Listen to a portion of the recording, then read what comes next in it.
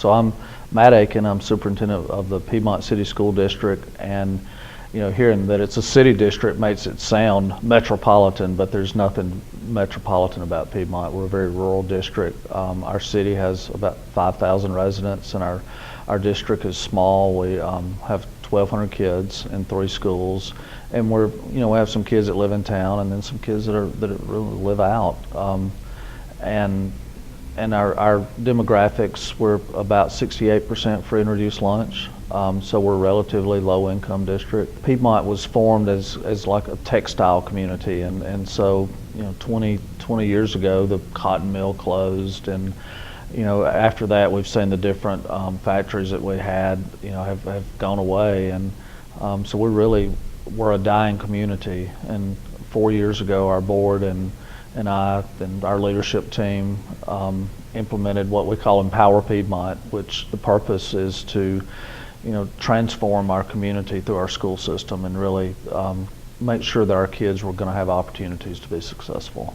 And we did that by, I guess the main thing was we put map books in the hands of every student.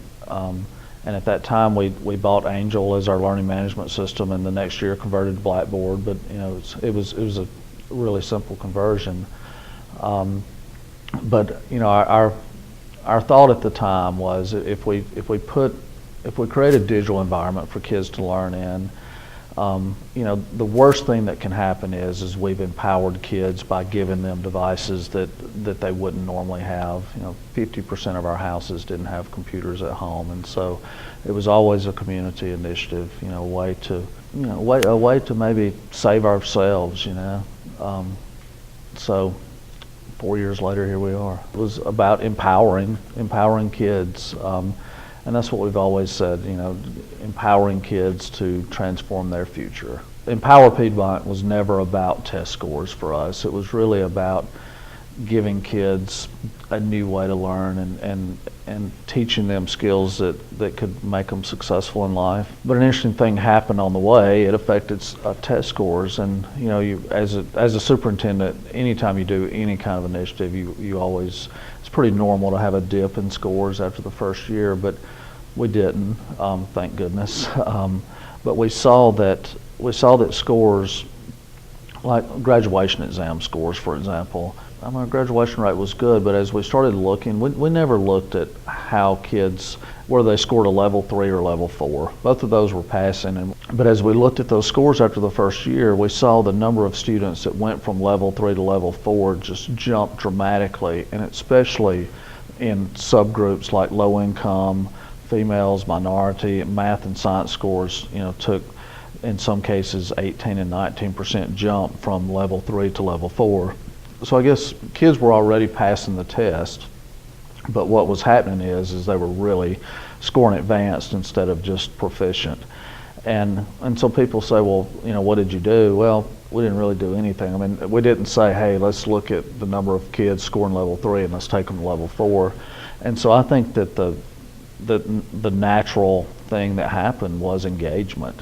Kids were engaged because we were teaching and are teaching, and kids are learning in a different way. A research group that was presenting in another district was comparing scores, and there was an article in the paper that said, we don't know what's going on in Piedmont, but it's something's going on there because their scores at Piedmont Middle School were so much higher than everyone else's. It's had an impact on scores, and for me, what's best about that is it never, it wasn't because we had some class that said this is how you do better on the test.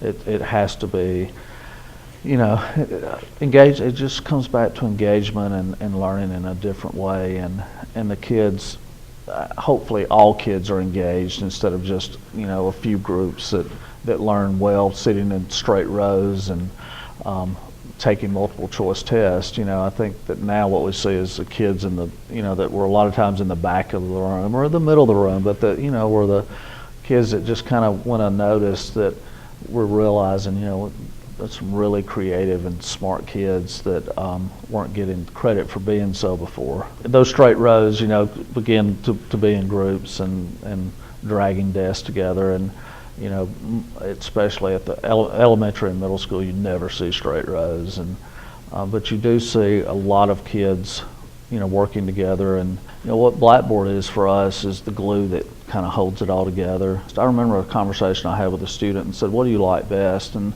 I said, "Well, I like Blackboard the best." And Blackboard's not real sexy, I mean, it works, and it does things very well.